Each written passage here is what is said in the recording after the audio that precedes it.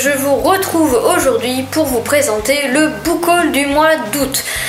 Une fois encore, j'ai pas mal de réceptions à vous présenter, donc je vous propose d'y aller tout de suite sans perdre de temps, puisque j'ai clairement fait une radia aux éditions du Petit Caveau et j'en suis tout à fait contente. Ça faisait un moment que j'avais pas regardé, je me suis aperçue qu'ils avaient sorti énormément de choses depuis qui m'intéressaient, et puis il y avait aussi d'anciennes sorties qui me tentaient, donc voilà, j'ai décidé de faire une radia, donc on y va. Premièrement, on va commencer par la dernière parution des éditions du Petit Caveau, en tout cas l'une des dernières, avec Givre, la partie 1. On va ici rencontrer Ange Bernier, qui doit être cette nana-là, qui est une flic du 36 qui est des Orfèvres, mais qui apparemment est plutôt mal aimée.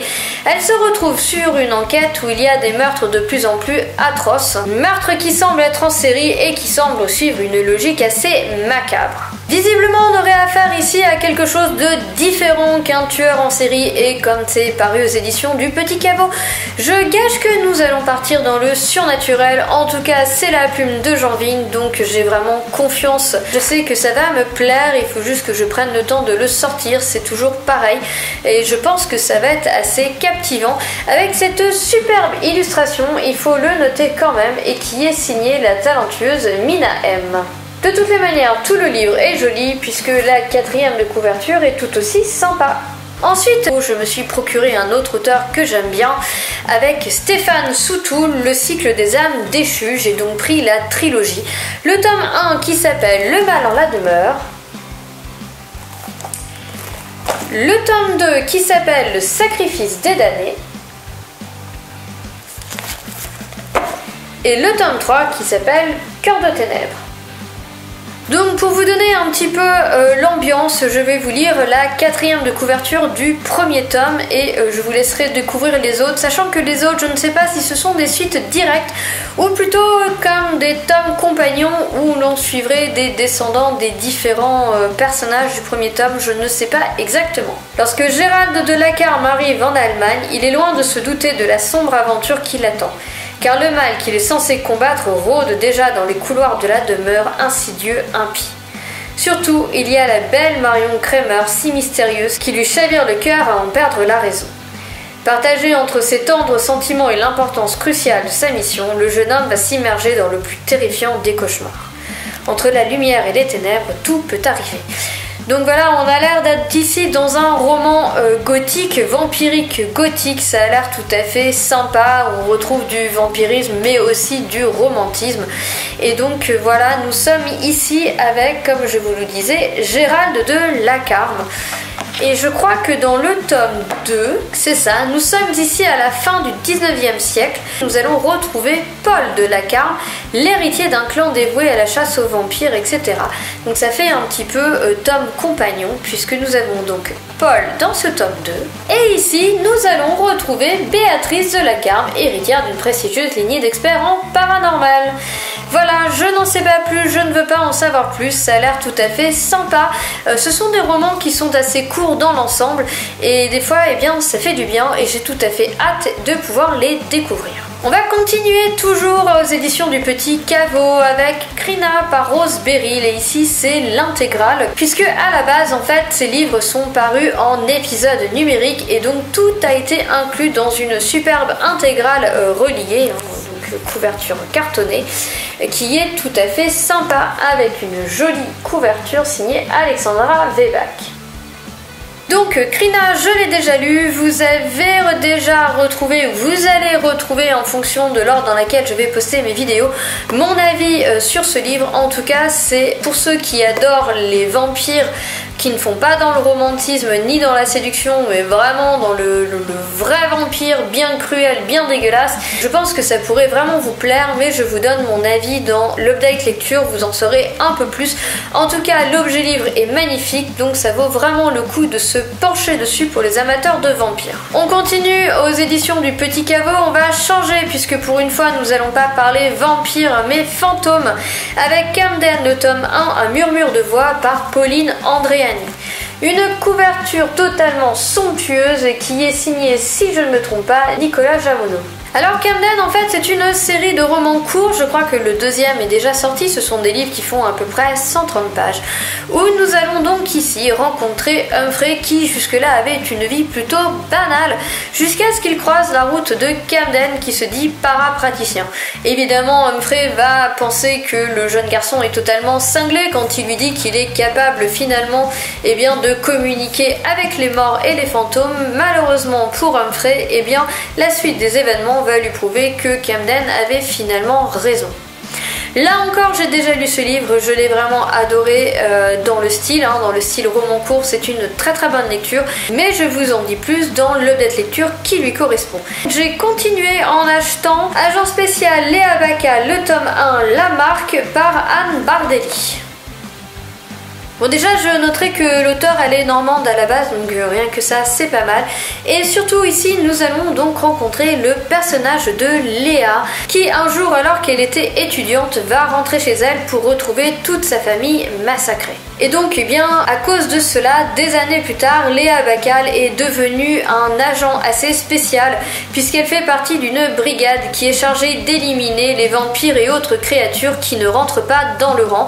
On est donc ici dans de l'urban fantasy où visiblement les vampires ont fait leur coming out. Et en tout cas moi j'aime énormément l'urban fantasy, donc j'avais envie de tester. Comme souvent aux éditions du Petit Caveau, c'est un roman qui est assez court et qui se lit vite et j'adore ça en fait, j'adore les livres assez courts. Alors après il faut qu'ils soient bien écrits, bien menés parce que c'est pas évident finalement d'embarquer son lecteur dans des livres aussi courts, mais des fois entre deux pavés ça fait du bien. Donc nous allons rester avec le Petit Caveau mais aussi avec l'autrice normande Anne Bardelli avec La Main Immaculée qui offre là aussi une très jolie couverture.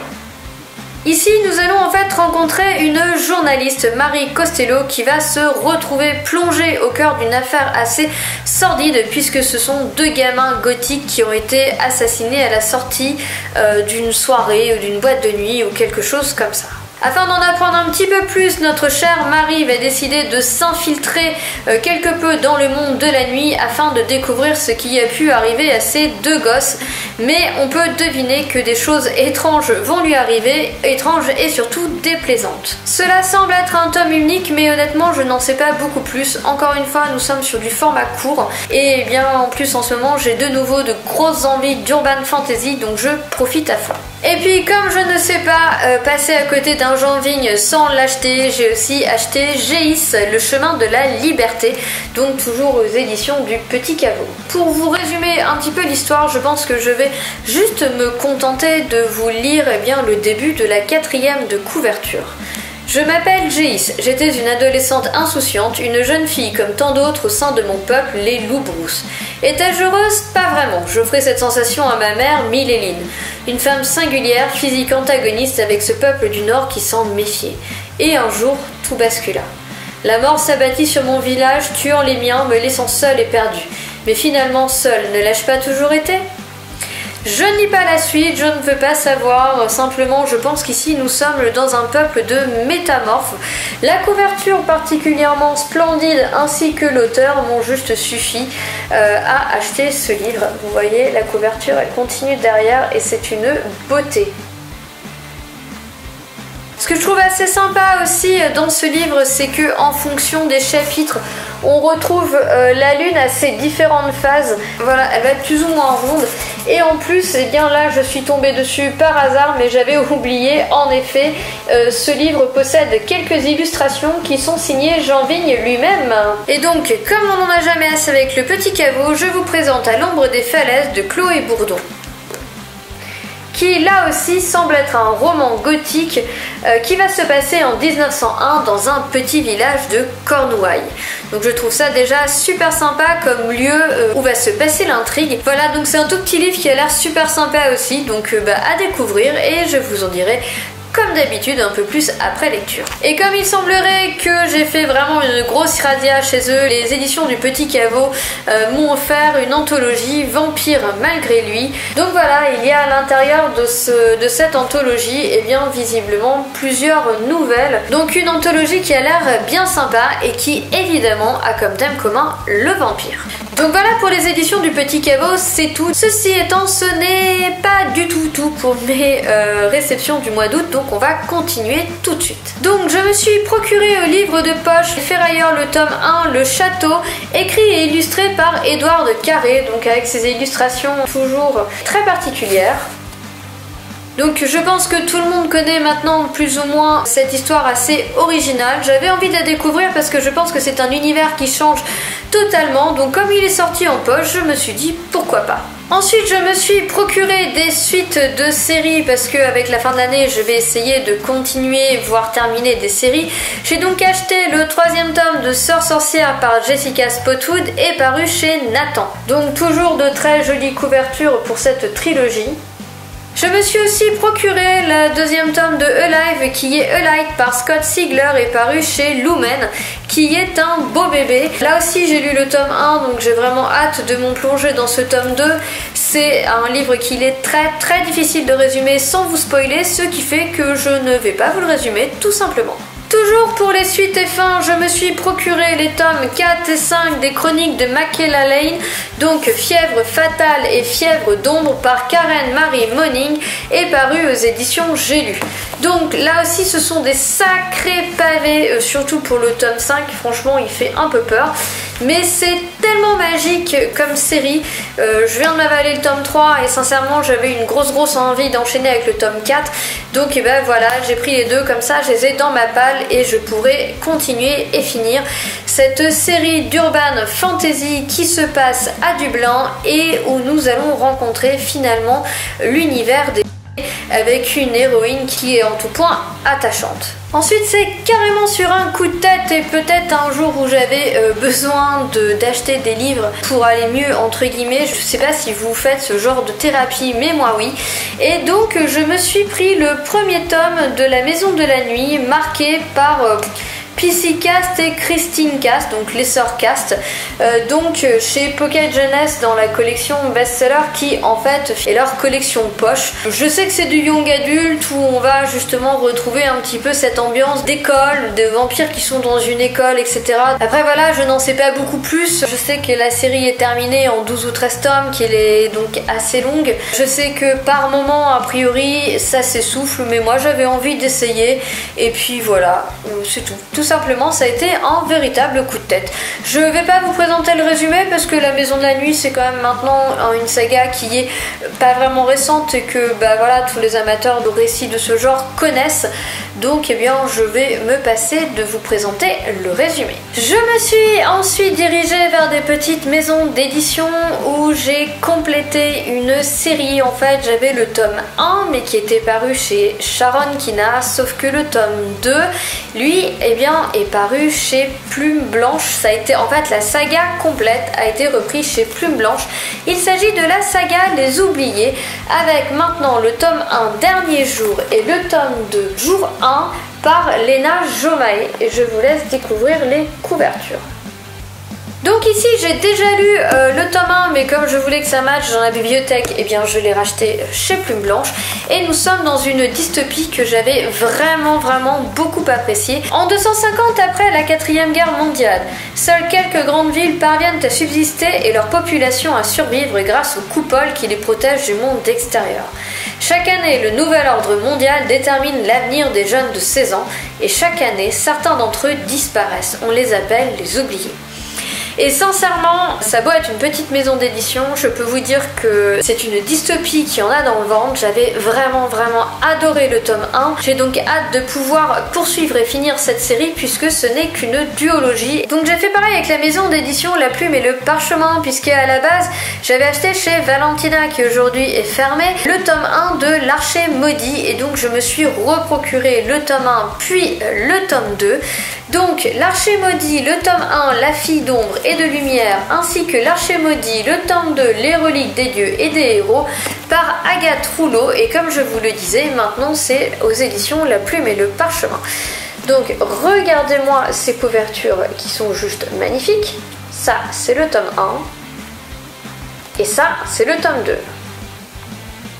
Donc ici en fait nous sommes dans une série de fantasy où nous allons rencontrer des elfes et notamment faire la connaissance d'Elenwë qui est une elfe chasseuse qui a environ 100 ans et donc il faut savoir que là-bas, si je ne me trompe pas, elle est encore en fait une adolescente. Sauf que voilà, Elenwë durant sa chasse va se faire agresser par l'archer maudit. L'archer maudit à la base était censé chasser les ombres mais il a renié son travail et s'est fait possédée finalement par ses ombres. Elenwë va donc décider de mettre au courant la reine et le conseil avant qu'il ne soit trop tard, d'autant que venus du nord, les elfes de la nuit semblent bien décidés à venir envahir le royaume d'Elenwë et les siens qui eux sont les elfes de lumière. Après je me suis procuré Salem de Stephen King, donc qui à la base est sorti chez J.C. Lattès, bien qu'ici ce soit l'édition de chez Françoisir. C'est un livre que j'ai acheté d'occasion parce que j'avais envie simplement de lire le livre vampirique le plus connu de Stephen King qui a d'abord été écrit en 1975 et qu'il a retravaillé en 2005 et c'est donc celle-ci la version retravaillée de 2005 et qui plus est, possède des illustrations. Voilà, donc si je ne me trompe pas, vous avez quelques photos comme ça qui parsèment le roman et donc c'est surtout le fait que ce soit la version 2005, la version retravaillée de 2005 qui a fait que j'avais vraiment envie de découvrir. D'autant que j'ai lu énormément de Stephen King, j'en lis moins aujourd'hui parce que tout simplement ce qu'il écrit aujourd'hui me plaît moins que ses anciens écrits, mais je n'avais pas encore lu Salem et vraiment c'est une faute que je dois corriger, donc ne vous faites pas avoir. Salem, malgré le nom, si je ne me trompe pas, ce ne sont pas des sorcières, ce sont bien des vampires. Mais bon, puisqu'on parle sorcière, chez Brajlon, j'ai acheté Les Bannis et les Proscrits, le tome 1, Le Feu de la Sorcière par James Clements. Dans la superbe réédition avec les couvertures en simili-cuir là vous savez, et je les trouve totalement magnifiques, d'autant plus qu'à la rigueur ils sont moins chers que les originaux alors que je les trouve moi plus jolis, mais bon ça après c'est tout à fait personnel. Ici en fait nous allons rencontrer une jeune fille qui va hériter d'un pouvoir perdu depuis longtemps, mais avant qu'elle puisse réussir à apprivoiser la dite magie, le Seigneur Noir va se lancer à sa poursuite afin, je crois, de lui piquer sa magie tout bêtement. Je n'en sais pas beaucoup plus, je sais qu'il a énormément de bons avis, donc j'ai vraiment envie de découvrir ce livre et c'est pour ça que quand j'ai vu qu'il était dans cette superbe édition, j'ai craqué. On va passer dans des choses un petit peu plus graphiques même si on reste dans du roman, mais ici je voudrais vous présenter Carmilla de Sheridan Le Fanu qui a donc été écrit en 1871 ou 72, quelque chose comme ça, soit pas moins de 25 à 26 ans avant Dracula. Donc c'est une œuvre majeure sur les fictions du vampirisme. C'est vraiment une œuvre à découvrir si vous êtes amateur de vampires. Moi personnellement je l'ai déjà lu, j'ai beaucoup aimé. C'est une plume hyper poétique et on peut dire que c'est carrément un conte vampirique tellement la plume est jolie. Je vous en dirai un petit peu plus dans un update lecture. Tout ce que je peux vous dire c'est que c'est paru dans la collection Métamorphose des éditions Soleil et que c'est un ouvrage tout à fait splendide. C'est une couverture en relié avec le signet et tout qui va bien, et évidemment dedans il est illustré. Alors au début j'avais un petit peu de mal avec les illustrations que je trouvais un petit peu bizarres, même si j'adorais le fait qu'elles soient bichromiques, noir, rouge comme ça, mais j'avais un petit peu de mal, mais en fait honnêtement elles collent à la perfection à l'ambiance du récit. Voilà pour le genre des illustrations. Les dessins nous permettent vraiment de plonger dans cette ambiance de cette époque, d'autant plus que la plume suit à merveille. Donc voilà, le tout ensemble, c'est juste un chef-d'œuvre. Et tant qu'à commander aux éditions Soleil dans la collection Métamorphose, je me suis procuré l'intégrale de Notre-Dame de Paris, évidemment par Victor Hugo, mais illustré par Benjamin Lacombe. Alors je vais être honnête avec vous, il est sous plastique et je n'ai pas sincèrement envie de le défaire de son plastique parce que je ne sais pas quand est-ce que je vais l'ouvrir, donc tant pis, vous ferez avec. De toute manière je pense que la plupart d'entre vous connaissez le style de Benjamin Lacombe.